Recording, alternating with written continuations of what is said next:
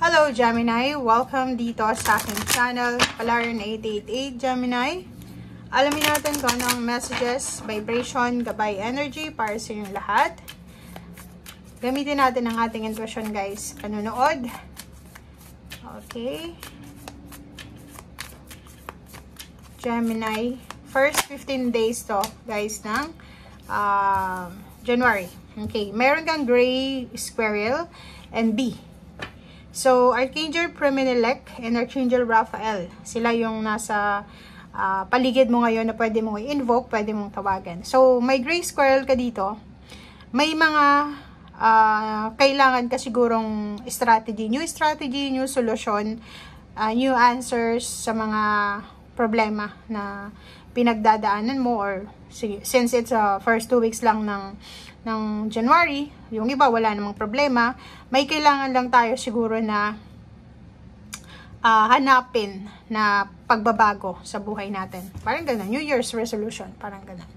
And next is B, spread heart, healing with joy. So, spread happiness, spread peace, spread joy and prosperity.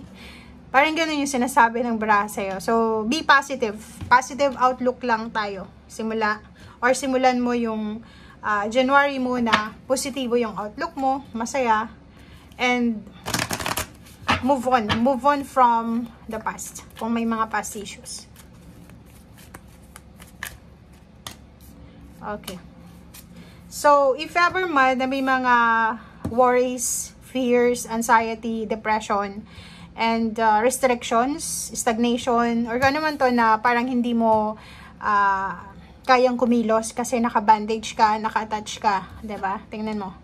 All tied up ka. So kung ano man 'yan, it's either business 'yan, relationship, contract, utang, or kung ano pa man, Gemini.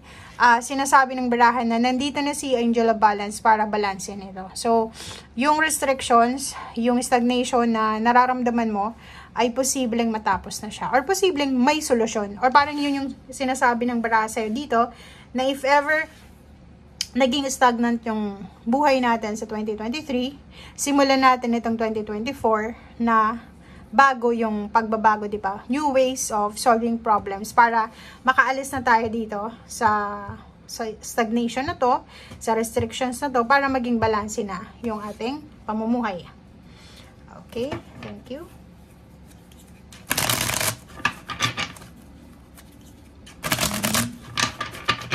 Gemini.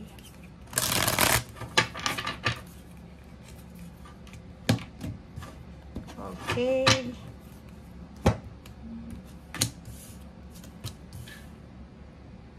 Okay, sa trabaho, pag-aaral, or kung ano man itong pinagkakabisihan mo, it's either business, kailangan mo daw sa first 2 weeks ng January na mag-focus sa bawat detalye ng trabaho mo. Like for example, may ginagawa ka sa ngayon, open yourself sa iba't ibang options, sa iba-ibang choices. Okay?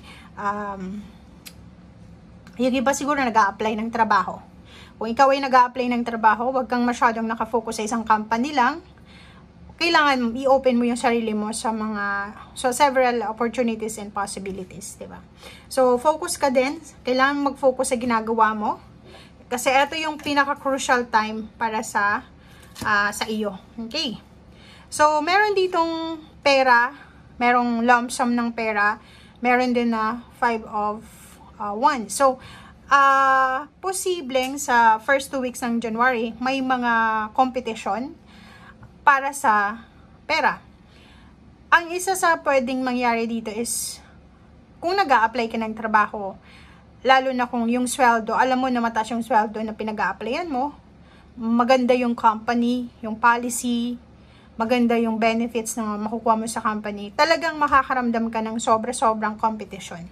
Kasi 'di ba, lahat ng tao gustong makapasok diyan sa opisinang 'yan, sa company na 'yan, or sa kung ano man 'yan. Nakikita din natin dito na may posibleng pag-aaway, 'di ba? Pwedeng competition, misunderstanding, pag-aaway tungkol sa malaking halagang pera.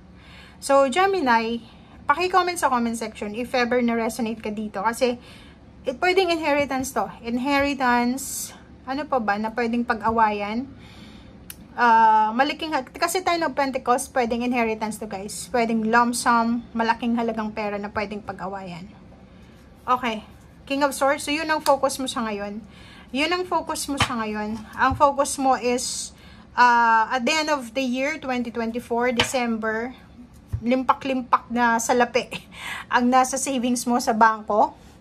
Or pwedeng ang focus mo is yung makuha mo yung lahat ng minamanifest mo. Makaalis ka sa stagnation.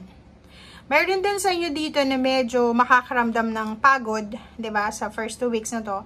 Puyat, pagod. Lalo na kung ikaw ay naghahanap ng trabaho, 'di ba? Yung parang pagod na pagod ka sa paghahanap ng trabaho kasi feeling mo sobrang competitive ng mundo sa ngayon. And may iba din sa inyo dito na posibleng naghihintay ng tulong pinansyal or pwedeng emosyonal. Or kung makikita mo dito, pagod na pagod ka na sa financial problems mo, sa emotional problems. Pero nakikita ko dito pera. Pera yung problema mo. And sobra-sobra yung blessings na pwedeng dumating sa'yo. Kasi nandito si Angel of Balance. Hangman. Wow! So yun, may iba sa inyo dito na sobra-sobra yung blessings na darating. Pero may iba din sa inyo dito na naghihintay kayo sa pera. Like, umuutang kayo sa kamag-anak, sa bangko, or pwedeng sa magulang, sa kapatid, or kung ganino man ito. Pero, ang tagal mo nang naghihintay, it's either 9 days, or last September ka pa umutang, pero, ang nangyari is, pwedeng i-reject ka. 'Di ba? Rejection. Pwedeng i-reject ka ng bangko, or i-reject ka ng pinag-uutangan mo. So, Page of Pentacles, sinasabi ng baraha sa'yo dito na, positive ka pa rin, hoping ka pa rin na may darating.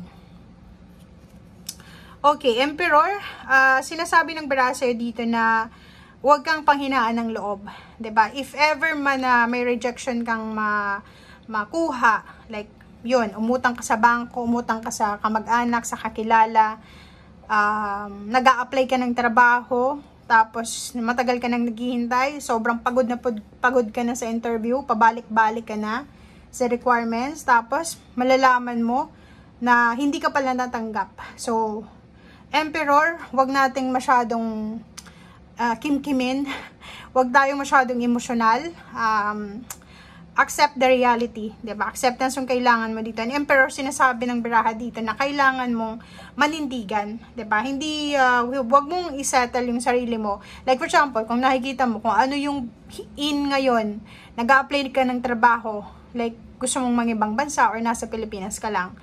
And yung parang feeling mo, yung pinaka easy way ngayon is internet or online. Tapos nakikita mo, ang daming kompetisyon, ang daming mga pwede nating maging kakompetensya sa kung ano man na gusto mong pasukin. 'Di ba? So, kailangan mong wag masyadong maging emosyonal. Okay, tanggapin natin. Pwedeng yung gusto natin ay hindi naman para sa atin kasi may naghihintay na mas better sa atin. Okay? So, Page of Cups, sinasabi ng Brasser dito na may mga tao na posibleng mag-offer sa'yo ng tulong pinansyal and at the same time emosyonal. So, stay tuned. Buksan natin ang ating sarili. Yun ang yung sinasabi sir dito na buksan mo ang sarili mo sa mga gustong pumasok sa buhay mo para tulungan ka, para bigyan ka ng aral or kano pa man. Thank you guys. Bye!